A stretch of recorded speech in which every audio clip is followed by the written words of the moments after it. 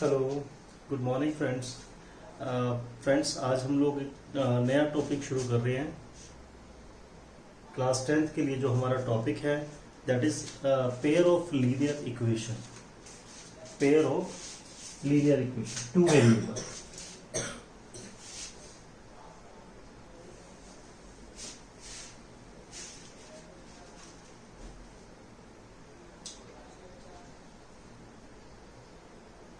Chapter number 3 हमारे पास book में ये चैप्टर अवेलेबल है। चैप्टर बहुत इंपॉर्टेंट है।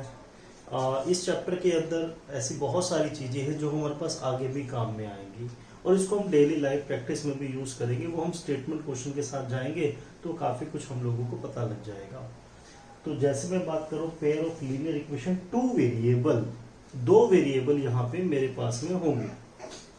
तो टू वेरिएबल तो अगर इक्वेशन की फॉर्म में मैं देखता हूँ तो इक्वेशन की फॉर्म में इसको लिखते हैं हम लोग ax plus B Y is equal to C. और कंडीशन यहाँ पे हमारे पास क्या होगी, a and b is not equal to 0। a और b 0 के इक्वल नहीं होगा। ये बेसिक स्टेटमेंट हम लोगों ने क्लास 9th में भी पढ़ा है। ठीक है, अब मैंने यहाँ पे लिखा a और b is not equal to 0। इसका मतलब क्या हुआ, इसका मतलब ये हुआ अगर a 0 हो गया, let a is equal to 0, तब हमारे पास क्या रहेगा, 0x plus B Y is equal to C. 0 को x से मल्टीप्लाई करेंगे, ये 0 आ जाएगा, मतलब B Y is equal to C. तो जो इक्वेशन मेरे पास में बचेगी वो बचेगी one variable, variable is Y. Here in this equation, इस इक्वेशन में हमने पढ़ा x और y दो वेरिएबल है मेरे पास में, a और b उनके कोफिशिएंट है। फर्स्ट वेरिएबल x का कोफिशिएंट जो है वो a है और y का जो कोफिशिएंट है b है। c जो है वो हमारे पास एक कांस्टेंट है। c फिक्स्ड है, ये कांस्टेंट है। a हमारे पास में कोफिशिएंट ऑफ x है और b हमारे पास में कोफिशिएंट ऑफ y है। आई होप ये बात आपको समझ में आ गई होगी। कोफिशिएंट ऑफ x क्या है, x हमारे पास वेरिएबल है, वेरिएबल जिसको हम चेंज कर सकें। हमने अज्यूम करना है, लेट करना है और उसको हम चेंज करना चाहें तो चेंज कर सकते हैं, दैट इज कॉल्ड वेरिएबल। तो ये काफी सारे वेरिएबल की फॉर्म में हमने one variable, two variable class 10th में भी पढ़ा था। तो इसी तरह से ये बेसिक इक्वेशन हमारे पास ax plus B Y equal to C. But अभी हमें जो पढ़ना है वो पढ़ना है pair of linear equation. Pair मतलब दो लीनियर इक्वेशन को एक साथ पढ़ना है हमने। अगर दो लीनियर इक्वेशन को एक साथ पढ़ेंगे, how would we write, we will write a1x plus b1y is equal to c1, a2x plus b2y is equal to c2। इस तरह से हम लोग राइट डाउन करेंगे। इसका मतलब क्या हुआ, इसका मतलब हुआ कि पहली इक्वेशन हो सकती है 2x plus 3y is equal to 6, 5x plus 4y is equal to 9। देखो x और y का कोफिशिएंट चेंज हुआ, जिसको हमने a1, b1 और c1 का नाम दे दिया। ठीक है, इसी तरह से सेकेंड इक्वेशन में भी x और y का कोफिशिएंट चेंज हुआ, कांस्टेंट चेंज हुआ, तो हमने उसको a2, b2, c2 का नाम दे दिया। तो दो इक्वेशन, हमने इस तरह से दो इक्वेशन को पढ़ना है। अब तो मैंने उसको बेसिक फॉर्म में लिखने का कोशिश की है, जनरल फॉर्म में तो वो ये रहेगा। ठीक है, तो मैं थोड़ा आगे बढ़ता हूँ। आगे जो हमारे पास में इस चैप्टर के अंदर मेन बात हमारे पास है वो है solution of linear equation.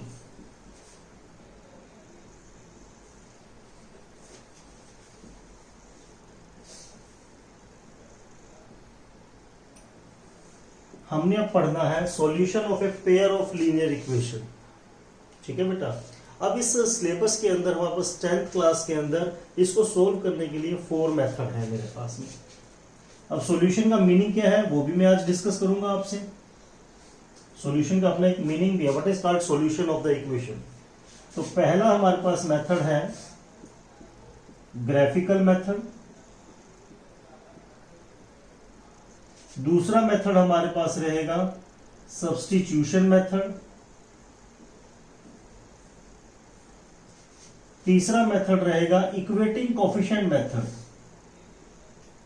Equating coefficient method.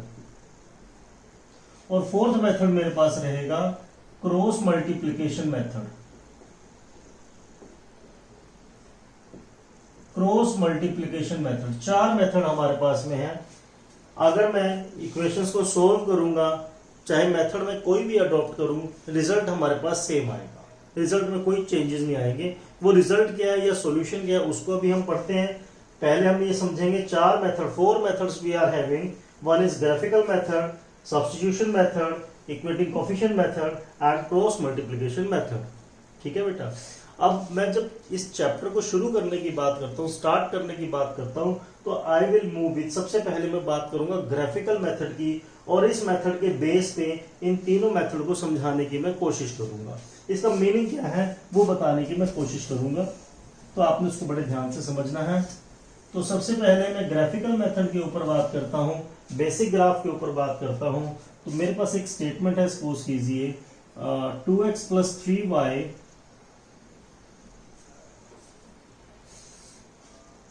Suppose ये मेरे पास 7 के इक्वल है, मैंने 7 ले लिया।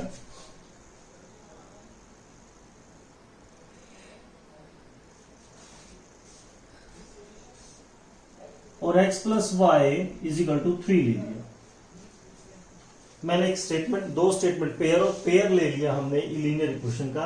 एक इक्वेशन लिया 2x + 3y = 7, एक इक्वेशन लिया x + y = 5। ठीक है। तो मैं यहां पे क्या कर रहा हूं, x + y = 3, इसको मैंने लिख दिया यहां पे। ठीक है। तो अभी मुझे करना क्या है, यहां पे ग्राफ बनाने के लिए ग्राफिकल मेथड पे अगर जाएंगे, सबसे पहले मुझे ग्राफ बनाना है, उसके लिए मुझे एक टेबल बनाना पड़ेगा। ठीक है। तो टेबल आपने 9th क्लास में सीखा था कि हम लोग y के कंपोनेंट एक तरफ ले लेते हैं, 3y = 7 - 2x and y = 7 - 2x/3। फिर हम क्या करते हैं, x की वैल्यू को इस तरह से चेंज करते हैं, x मतलब वेरिएबल, अब यहां से समझिएगा, वेरिएबल जिसको वेरी किया जा सके, जिसको चेंज किया जा सके। तो यहाँ पे मैं यहाँ पे x को वेरी करूंगा, इसको चेंज करूंगा अपने रिक्वायरमेंट के हिसाब से। ऐसा हमने 9th क्लास में पढ़ा कि जैसे मैं इसको अगर यहाँ पे 2 पुट करता हूँ, x को 2 ले लेता हूँ, तो 2 × 2 = 4, 7 - 4 आ जाएगा मेरे पास 3, और वो 3 से डिविजिबल है। तो मेरे पास एक कोऑर्डिनेट जो है वो तैयार हो जाता है। लेकिन मैं ऐसा नहीं करूंगा, ये हमने पढ़ा था 9th क्लास में। मैं यहाँ पे क्या करूंगा, मैं क्वेश्चन को आसान बनाऊंगा, टफ नहीं बनाऊंगा। मुझे टाइम भी बचाना है जी अपना, और करेक्शन की तरफ भी आना है। टाइम भी बचाना है और करेक्शन भी लेकर के आना है। मैं यहाँ पे क्या करूंगा, मैंने अपने माइंड में एक पिक्चर बनाई है हमेशा के लिए। पहले मैं x को 0 अप्लाई करूंगा, x को 0 अप्लाई करूंगा। अगर मैं x को 0 अप्लाई करता हूं तो मेरे पास आ जाएगा 2 × 0 + 3y = 7, ये 0 आ जाएगा। 3y = 7 और y की वैल्यू हमारे पास 7/3, दिस इज 2.3। y की वैल्यू हमारे पास रहेगी 2.3। ठीक है।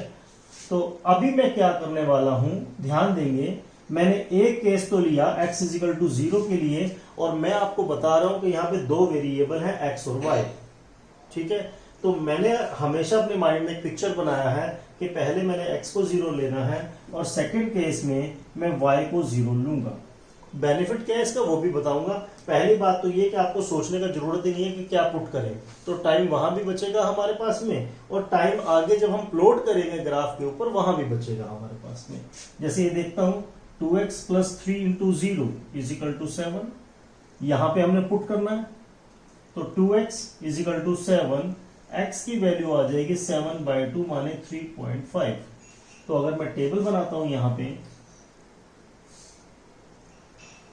x और y के लिए, आप देखेंगे x को 0 लिया था तो y 2.3 आया था मेरे पास, इसको 0 लिया तो x आया 3.5। डेसिमल में आ रहा है तो कोई घबराने वाली बात नहीं है, हमने क्वेश्चन को आसान करने, आसान हो रहा है हमारा क्वेश्चन। डेसिमल फॉर्म से आपको घबराने का जरूरत नहीं है। अब यहां पे भी अगर मैं टेबल बनाता हूं,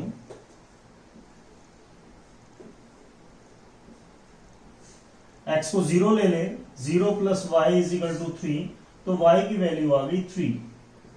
और अगर मैं y को 0 ले लूं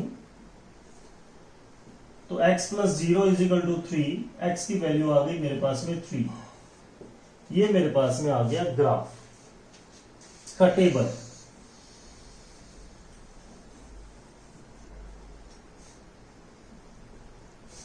अब ग्राफ बनाएंगे, मैं क्यों कह रहा हूं कि मेरा ग्राफ जो है थोड़ा सा आसान रहेगा, मेरे पास एक इसका कारण है।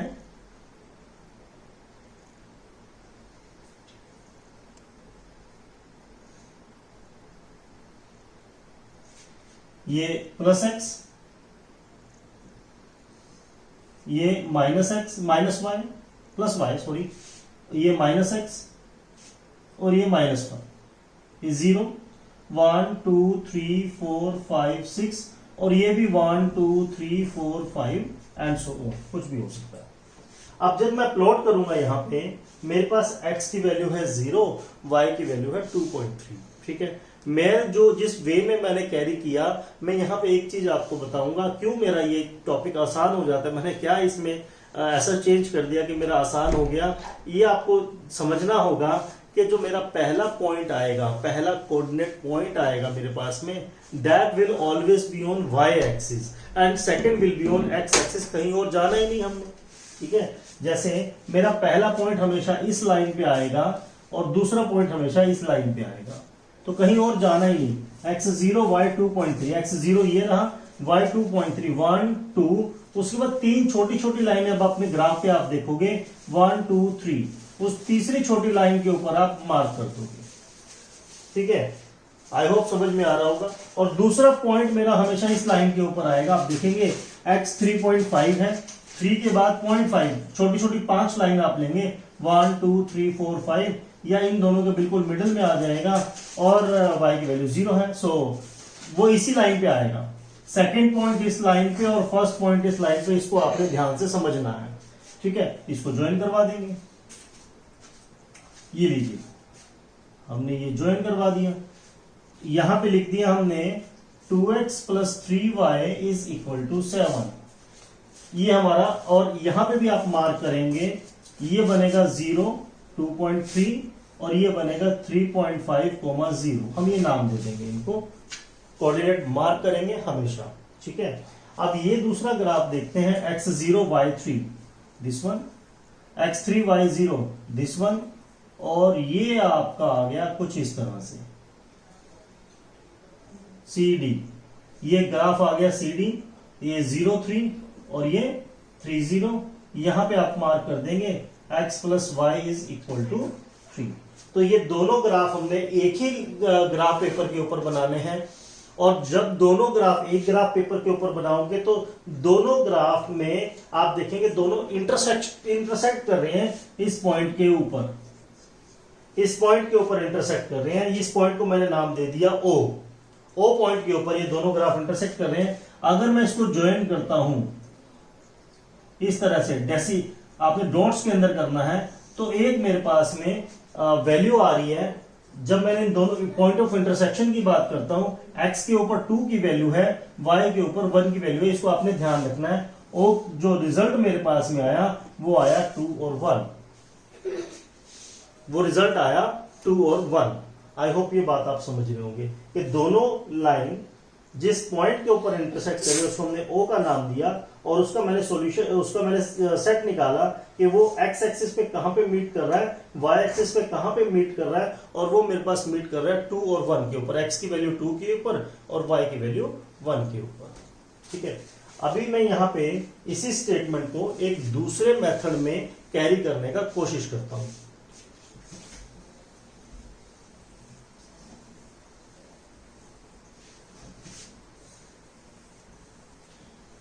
एक दूसरे मेथड का नाम है सब्स्टिट्यूशन मेथड। यहां पे मैं दूसरा मेथड भी साथ ही ले रहा हूं, उसके बाद वापस ग्राफ के ऊपर आऊंगा।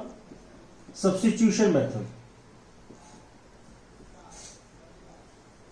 सब्स्टिट्यूशन मेथड के अंदर हमने क्या करना है, दोनों इक्वेशन में से किसी एक इक्वेशन को बेस इक्वेशन ले लेंगे, वहां से एक वेरिएबल की वैल्यू को फाइंड आउट करेंगे। जैसे मैं यहां पे क्या कर रहा हूं, यहां पे y की वैल्यू को फाइंड आउट कर रहा हूं, दिस इज 3 - x, x जो है उधर शिफ्ट हो जाएगा। ये इक्वेशन 1 है, ये इक्वेशन 2 है, और ये इक्वेशन मेरे पास में आ गया 3।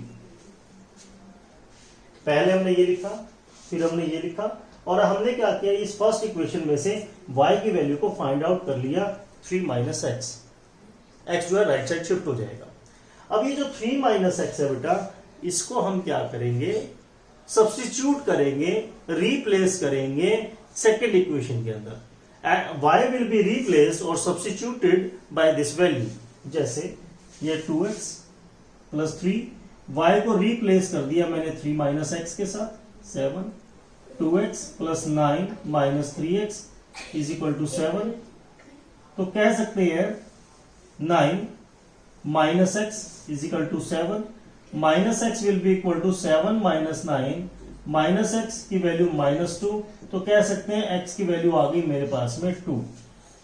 ठीक है बेटा, x की वैल्यू 2 आ गई, तो मैं यहां पे अप्लाई करूंगा उसके बाद थर्ड इक्वेशन के अंदर 3 माइनस 2, y की वैल्यू कितनी आ गई 1, x की वैल्यू आई 2 और y की वैल्यू आई 1। अगर इसको मैं पॉइंट के साथ में हिसाब से लिखता हूं तो ये बन गया 2 1।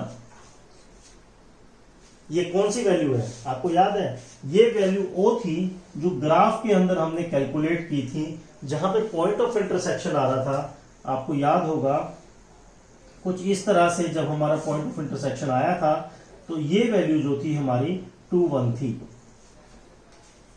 वो ग्राफ का सॉल्यूशन आया, ये सब्स्टिट्यूशन मेथड से आया, हम मेथड कोई भी ले लें, सॉल्यूशन हमारे पास सेम ही आएगा। अब सॉल्यूशन का मतलब क्या है कि वो वैल्यू जो x और y की दोनों इक्वेशन को सेटिस्फाई करवाती है, वो वैल्यू जो x और y में दोनों इक्वेशन को सेटिस्फाई करवाती हो। सेटिस्फाई का मतलब क्या हुआ, what is the meaning of satisfaction. Satisfaction का जो मतलब है, अब देखेंगे आप, मैंने यहां पे लेफ्ट हैंड साइड ले लिया, this is 2x plus 3y। ठीक है, अब ये पॉइंट आया 2 और 1, मतलब x की वैल्यू हमारे पास आई 2 और y की वैल्यू आई 1, 4 plus 3 7, this is equal to right hand side, means ये पॉइंट इस इक्वेशन को सेटिस्फाई कर रहा है।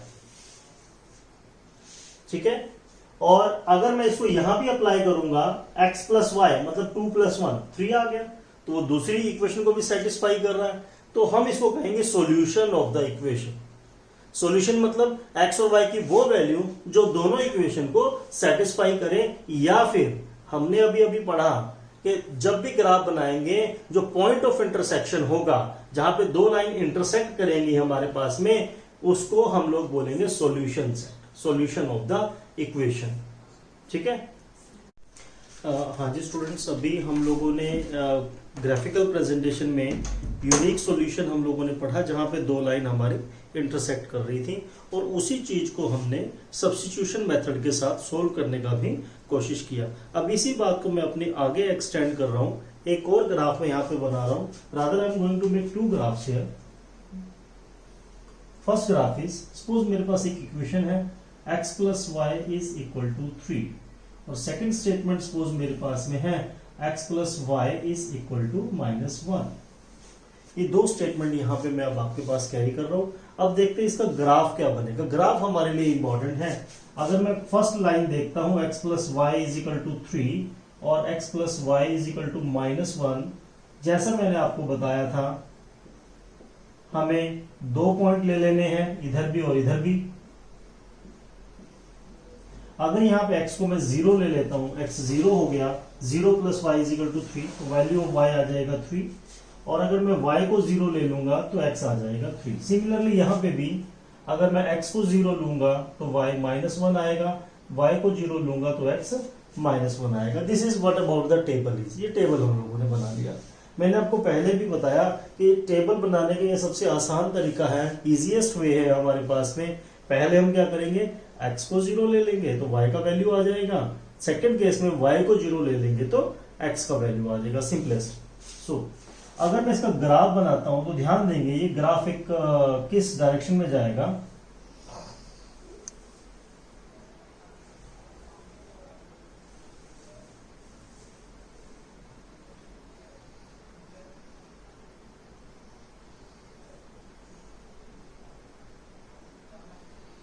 One, 2, 3, 4, 5 and so on. 1, 2, 3, 4, 5 and so on. -1, -2, -3 and so on. here also -1 -2 -3। ये हमने एक ग्राफ के लिए डिटरमाइन एक्सिस लाइन लगाई, x0 y3 फर्स्ट पॉइंट। मैंने बताया था आपको first line will always be on y axis and second line will always be on, second coordinate will be on x axis. So ये मेरे पास में एक ग्राफ आ गया जी, ये पहली लाइन के लिए x + y = 3 के लिए। और अगर मैं यहां पे देखता हूं second equation x0 y -1 this one, x -1 y0 this one, और अगर मैं इसको ज्वाइन करता हूं तो ये मेरे पास में ग्राफ आएगा x + y = -1। और ग्राफ से यहां बहुत कुछ आपको क्लियर हो रहा है कि ये दो लाइन पैरेलल हैं, आपस में इंटरसेक्ट नहीं कर रही है। जो पीछे हमने पढ़ा था दो लाइन थी और आपस में इंटरसेक्ट कर रही थी एक ही पॉइंट के ऊपर। अब ये दो लाइन है, ये इंटरसेक्ट नहीं कर रही है। तो मैं अब एक और ग्राफ में यहां पे लेके चलूंगा, बाद में तीनों ग्राफ के साथ एक रिलेशनशिप बनाएंगे, मीनिंग पढ़ेंगे मैं क्या आपको समझाना चाह रहा हूं। तो एक इक्वेशन सपोज मेरे पास में है x + y = 3 and second equation is suppose 2x + 2y = 6। 2x + 2y = 6। अगर मैं इसके लिए देखता हूं तो टेबल हमारा सेम रहेगा जो हमने अभी भी बनाया था, x0 y3 y0 x3। और जब मैं इसके लिए जाऊंगा तो इसका टेबल हमारा क्या रहेगा, मैंने x को 0 पुट कर दिया, 0 + 2y = 6 और y = 3। देन y को अगर मैं 0 पुट करूंगा तो x की वैल्यू आ जाएगी 3। आई थिंक सेम सा टेबल हमारे पास में आया।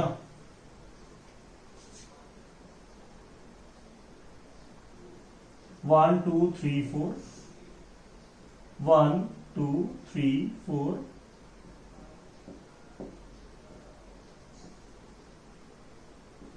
यहां देखेंगे पहली लाइन तो हमारी सेम इसी तरह से आएगी जो हमने बनाई थी पहले।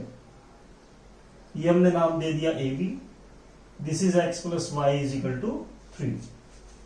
ठीक है, ये हमारी पहली लाइन। अब सेकेंड लाइन के लिए जब मैं बात करता हूं, सेकेंड लाइन अगर हम ध्यान से देखें, यहां पे भी कोऑर्डिनेट हमारे पास में सेम है 0 3 3 0 as I am having here.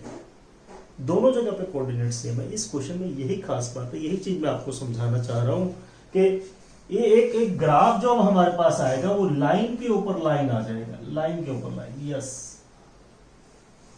एक लाइन के ऊपर दूसरी लाइन आ जाएगा। तो दूसरी लाइन भी हम यहीं पे मार्क कर देंगे 2x + 2y = 6।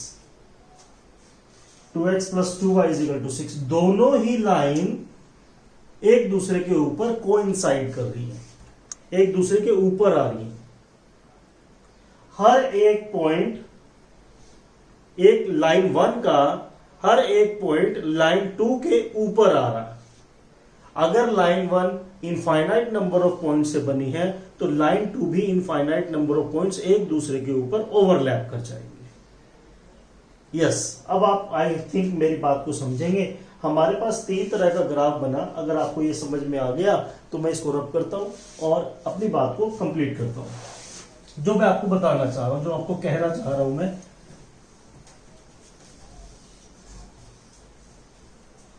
हमारे पास 3 तरह का ग्राफ बना।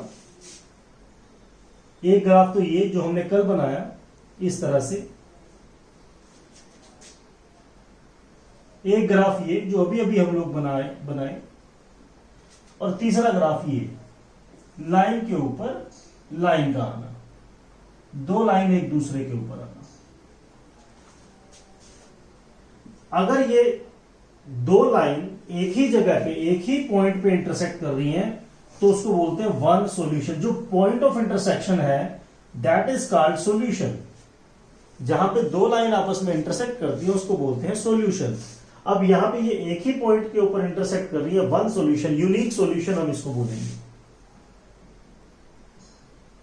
और इसको दूसरा नाम देंगे इंटरसेक्टिंग लाइंस।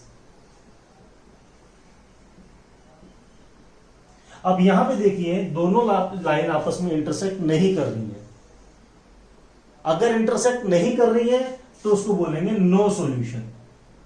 इंटरसेक्ट करेगी तभी सॉल्यूशन आएगा, इंटरसेक्ट नहीं करेगी तो सॉल्यूशन नहीं आएगा। No solution. पैरेलल लाइंस,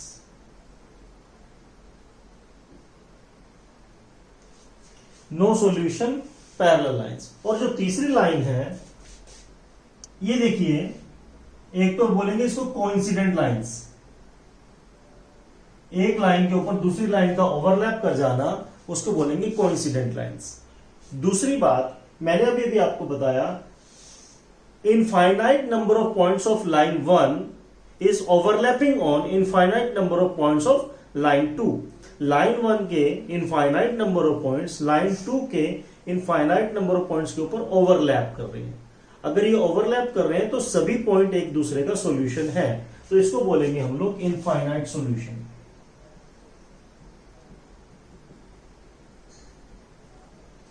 ये हमारे पास होगा इनफाइनाइट सॉल्यूशन। और इसमें मैं एक आखिरी बात बता देता हूं आपको, जब सॉल्यूशन होगा वो कंसिस्टेंट है, जब वो सॉल्यूशन नहीं होगा तो इनकंसिस्टेंट है। जैसे यहां देखें, ये वन सॉल्यूशन है, ये यूनिक सॉल्यूशन है, तो ये इक्वेशन आपके पास में रहेगी कंसिस्टेंट।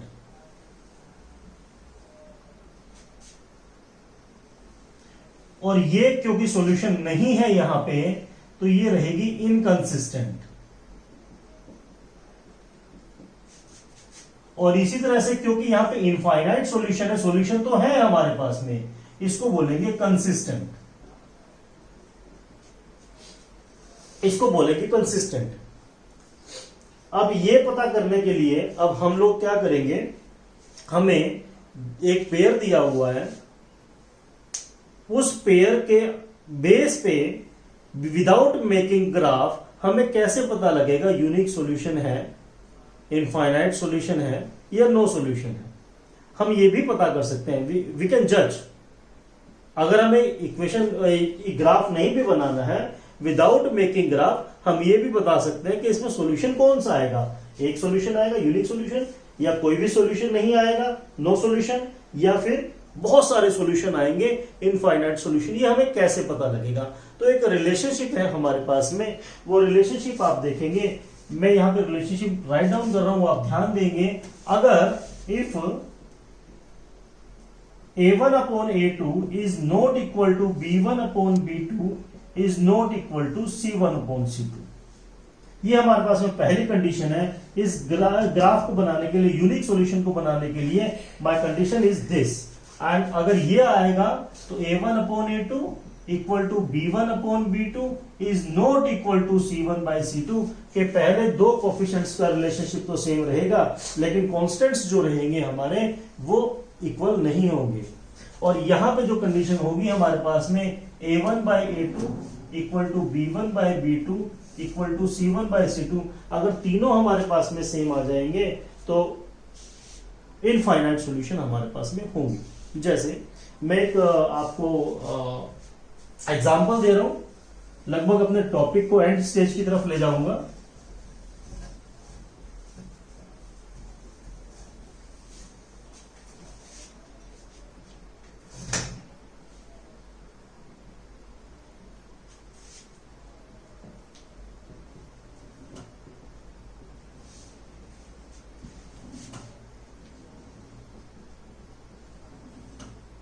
मान लीजिए मेरे पास में है 2x plus 3y is equal to 5 and 7x plus 2y to 11, ये मेरे पास में एक इक्वेशन है।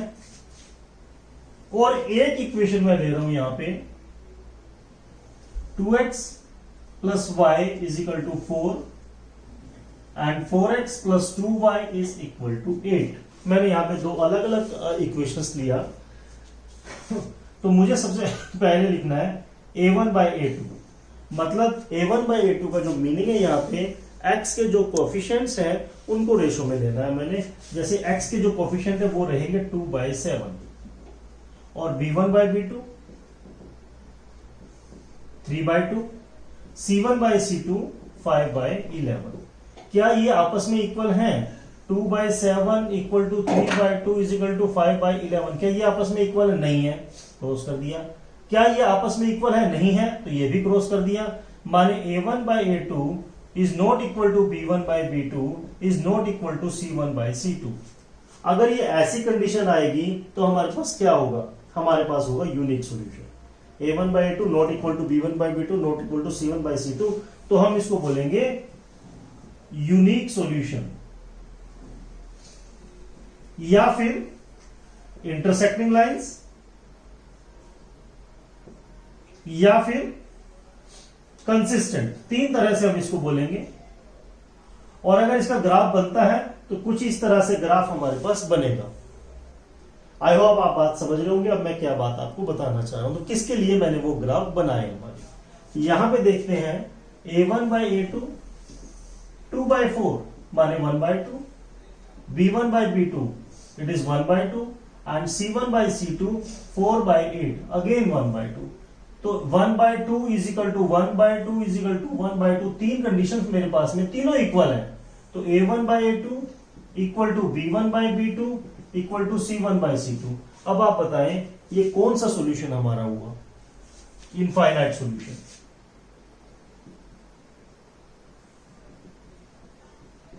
दूसरे शब्दों में अगर मैं कहूं इसको, तो इसको बोलेंगे कोइंसिडेंट लाइंस। और तीसरा अगर मैं बात करूं कंसिस्टेंट। ये हमारे पास तीन में से out of 3 anyone can be asked, कोई एक आपसे पूछा जा सकता है। ठीक है, तो अब अगर मैं इसका ग्राफिकल प्रेजेंटेशन देखूं तो इसका ग्राफ का आएगा लाइन ऑन लाइन। एक ही लाइन हमारे पास में ग्राफ में बनेगी। ठीक है बेटा, अब मैं लगभग लास्ट अपनी बात को अगर करता हूं, ये मैं रब कर रहा हूं। मान लीजिए एक मेरे पास में है x plus Y is equal to 4 और x plus Y is equal to -2। Suppose एक थर्ड मैंने यहां पे एग्जांपल लिया a1/a2 this is 1/1, b1/b2 again 1/1, c1/c2 4/-2 that is -2/1। ये कैंसिल हो जाएगा, -2/1। तो ये दो इक्वल हैं, ये इक्वल नहीं है। a1/a2 equal to b1/b2 is not equal to c1/c2। तो हमारे पास क्या बनेगा? No solution. ये कंडीशन हमारे पास में डेवलप हुई तो हम इसको बोलेंगे नो सॉल्यूशन। पैरेलल लाइंस या फिर इनकंसिस्टेंट, इन तीनों में से हम कुछ भी कह सकते हैं। ग्राफ इसका कुछ ऐसे है।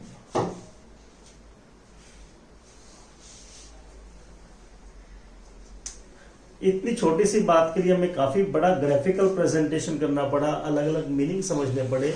लेकिन आई होप कि जो चीज हम लोग पढ़ना चाह रहे थे कि सॉल्यूशन का मीनिंग क्या है, या ग्राफ हमारा कैसे बनेगा, या किस टाइप का हमारा ग्राफ बनेगा, कितने सॉल्यूशन हमारे पास में आएंगे, वो इस वीडियो में आपको समझ में आए होंगे। तो आई होप कि आप इस जो कंपोनेंट मैंने अभी आपको बताए, जिस तरीके से मैंने बताने का कोशिश किया, एक बार आप इसको रिवाइज करेंगे, ये बहुत अच्छे से आपको समझ में आ जाएगा। और 10th क्लास में जो सबसे इंपॉर्टेंट पार्ट हमारे पास में है, pair of linear equation two variable, उसका सॉल्यूशन भी शायद आपको समझ में आ जाएगा। नेक्स्ट जैसे ही हम लोग ये अपना क्लास लेंगे तो इसको हम आगे फॉरवर्ड करेंगे, तो उस क्लास को भी आप देखिएगा, बड़ा इंपॉर्टेंट क्लास है। इसका रिलेशनशिप उनके साथ में कैसे बनेगा, सॉल्यूशन ऑफ इक्वेशन के साथ में रिलेशनशिप कैसे आएगा। Thank you.